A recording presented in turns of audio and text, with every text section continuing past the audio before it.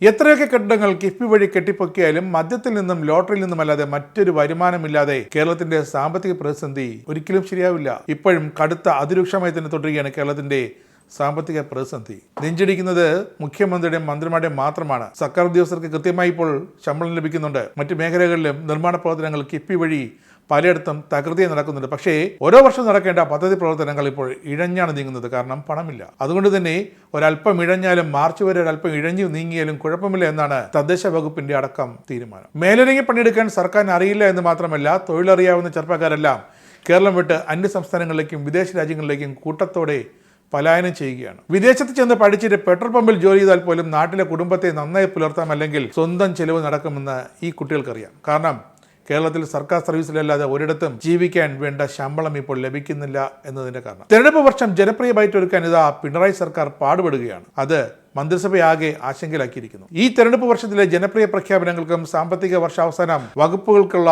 പണം കണ്ടെത്തുന്നതിനും ഇനി എവിടെ നിന്നും കടമെടുക്കുമെന്ന് തലപുകഞ്ഞ് സർക്കാർ ആലോചിക്കുന്നു. ധനപ്രതിസന്ധി രൂക്ഷമായി തുടരുന്ന പശ്ചാത്തലത്തിൽ ഇനി വരും 2.5 മാസം മാത്രം അവശേഷിക്കുന്ന ഈ നടപ്പ് സാമ്പത്തിക വർഷം എങ്ങനെ കടന്നുകൂടുമെന്ന ആശങ്കയിലാണ് ഇപ്പോൾ ധനവകുപ്പ്. പദ്ധതി പ്രവർത്തനങ്ങളിലെ മന്ദത പക്ഷേ സർക്കാരിനും ധനവകുപ്പിനുമൊക്കെ ഒരു അല്പം ആശ്വാസം നൽകുന്നുണ്ട്. സാമ്പത്തിക വർഷം അവസാനിക്കുന്ന മാർച്ച് മാസം അവസാനം സംസ്ഥാനത്തിന് തങ്ങളുടെ ബാധ്യതകൾ തീർക്കാൻ കുറഞ്ഞത് 25,000 കോടി രൂപയെങ്കിലും വേണ്ടിവരുമെന്നാണ് ധനവകുപ്പിൻ്റെ കണക്ക്.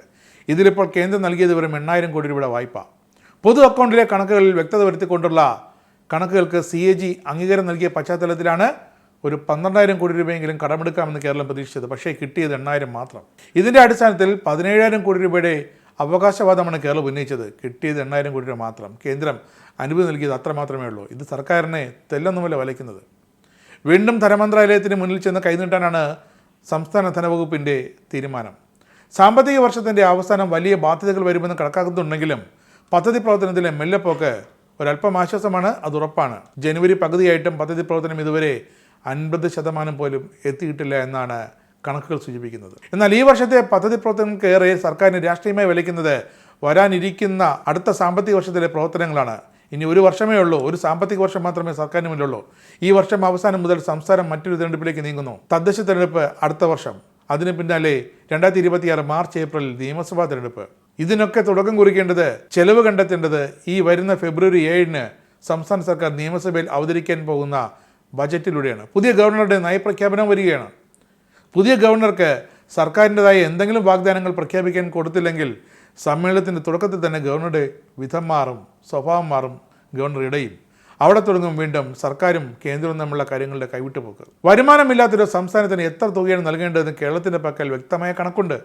അതിന് നരേന്ദ്രമോദിയെ കേന്ദ്ര സർക്കാരിനെ കുറ്റപ്പെടുത്തിയിട്ട് കാര്യമില്ല.